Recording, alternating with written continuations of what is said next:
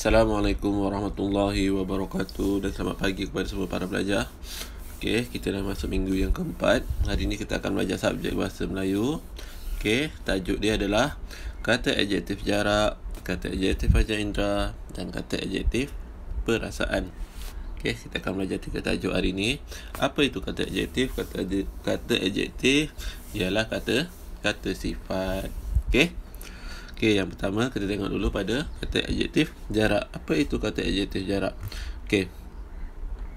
So, kata adjektif jarak kita boleh tengok dekat sini, dekat info bahasa. Dekat info bahasa ni.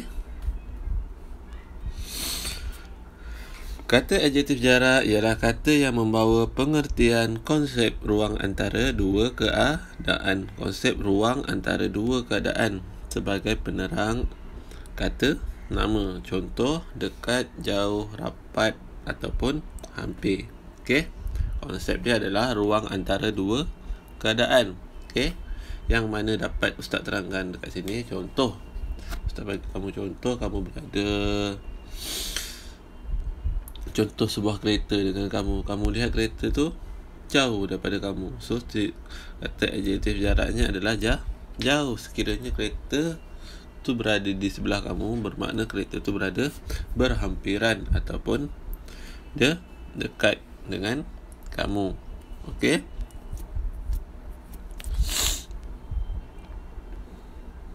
Kalau kamu lepat kat sini, okey, kita tengok contoh yang ada dekat teks buku ni. Okey. Okey. Tajuknya adalah beriadah di kolam air panas. Okey. Okey, kita baca teks ni. Encik Abdul Aziz dan keluarganya berada di kolam air panas. Mereka sekeluarga tiba di kolam tersebut pada pukul 10 pagi. Okey. Nabila dan abangnya mandi di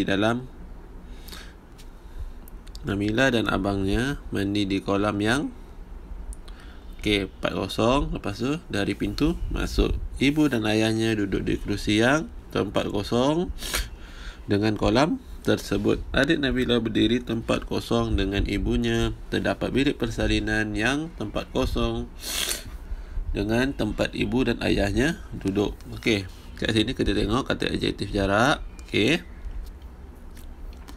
kamu dapat lihat dekat sini adiknya berada rapat dengan ibunya. Okey, adiknya berada rapat dengan ibunya. Okey, dia menggunakan kata adjektif jarak rapat. Okey.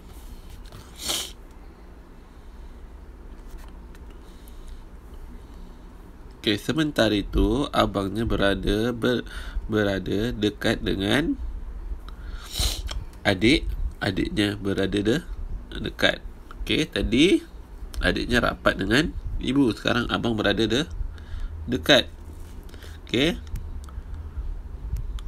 Dan kedudukan yang ketiga di belakang abangnya adalah ayahnya, iaitu Encik Abdul Aziz, berada hampir dengan abangnya. Okey, berada hampir dengan abangnya. Okey. Dan yang terakhir sekali, kalau kamu tengok kat sini, okey, kedudukan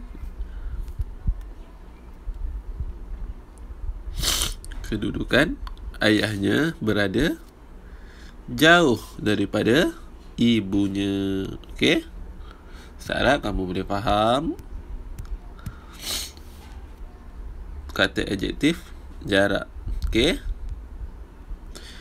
Konsep dia ruang antara dua keadaan. Okey, ruang dia sama ada jauh, dekat, hampir ataupun rapat, seperti mana yang Ustaz ceritakan tadi.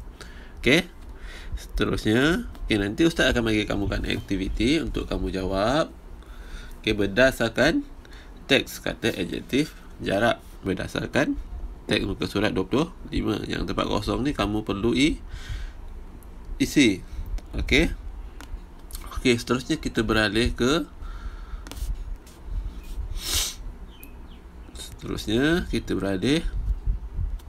kata adjektif panca indera. Okey, kata adjektif panca indera. Okey. Aktiviti dia membina ayat menggunakan kata adjektif panca indera. Okey, kata sifat panca indera. Panca indera itu apa? Okey, panca indera ni ada 5, iaitu deria. Okey, kamu boleh lihat kat sini. Okey, ini yang dipanggil panca indera. Okey, deria kamu pandang, dengar, bau, sentuh dan rasa. Okey, pandang menggunakan mata, dengar menggunakan telinga, bau menggunakan hidung, sentuh menggunakan tangan dan rasa menggunakan lidah. Okey, ini adalah panca indera. So kalau kamu jumpa soalan yang macam ni, panca indera, kata adjektif panca indera. Okey, panca indera tu adalah deria kamu. Okey. So untuk lebih lanjut, kita pergi kepada info bahasa. Okey, info bahasa, kata adjektif panca indera. Apa itu kata adjektif panca indera? Terdiri daripada perkataan yang menerangkan konsep rasa, pandang, dengar, bau, sentuh dan gabungan kelima-lima indera. Okey. Contoh, kita ada deria rasa, deria pandang, deria dengar, deria bau dan deria sentuh dan gabungan deria. Okey. Deria rasa, okey, yang ni baru kamu kata adjektif panca indera. Kelat, masin, tawa.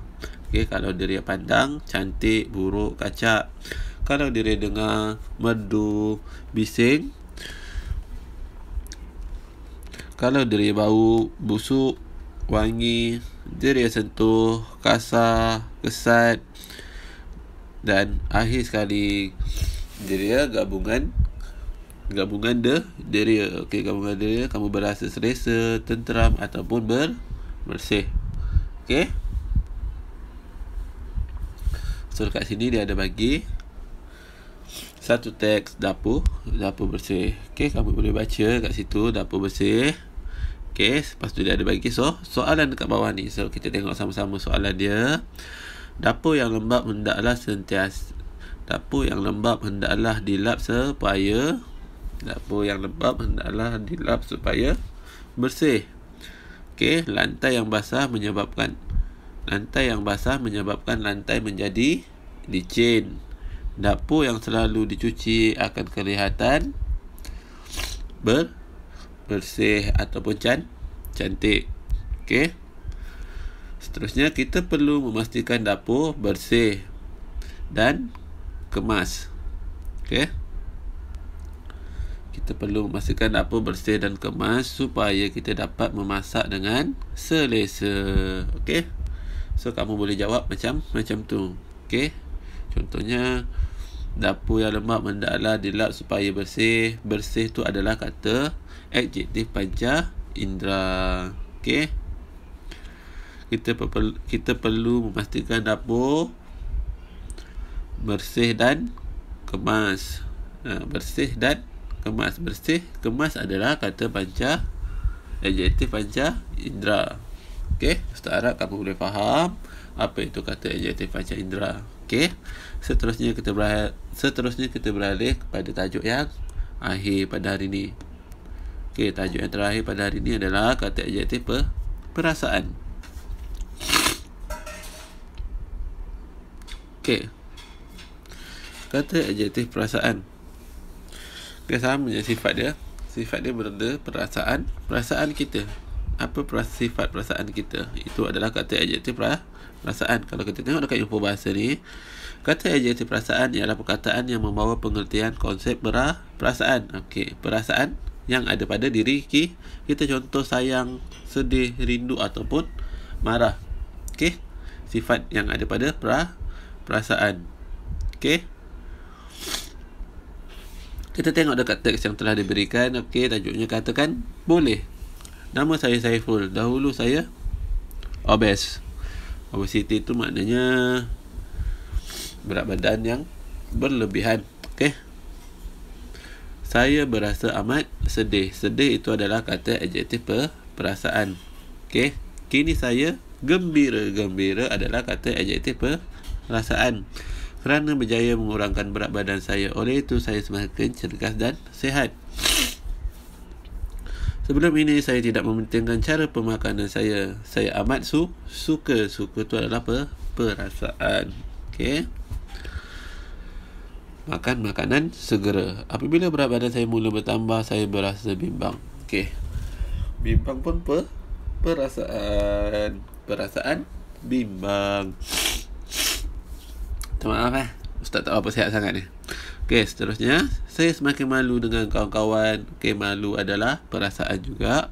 Kini semua itu tidak lagi. Saya amalkan. Saya sayang akan diri saya. Saya sayang akan diri saya. Sayang itu adalah perasaan. Perasaan sayang. Okey. So, sifatnya dekat situ perasaan. So, mana yang tulisannya berwarna merah, itu adalah kata adjektif perasaan. Okey. Okey, kalau kita tengok kat bawah ni, dia ada beri sedikit teks. Dahulu BMI saya 32. Saya berasa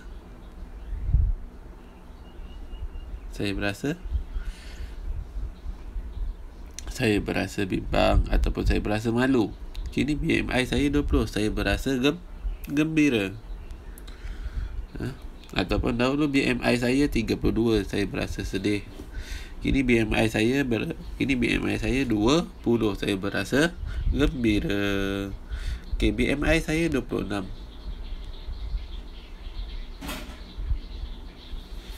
Okay, saya berasa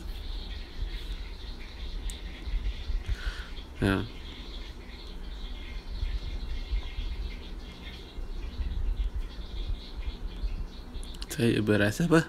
Okay, saya berasa bimbang. Okey. Saya berasa bimbang. Okey, kalau macam mana kamu tengok, kamu boleh tengok dekat sini tafsiran indeks jisim badan. Itu adalah BMI. Okey, nanti kamu boleh tengok. Okey, kalau bawah daripada 18.5 maknanya kurang berat badan. Antara 18.5 hingga 24.9 berat badan yang terbaik ataupun yang unggul.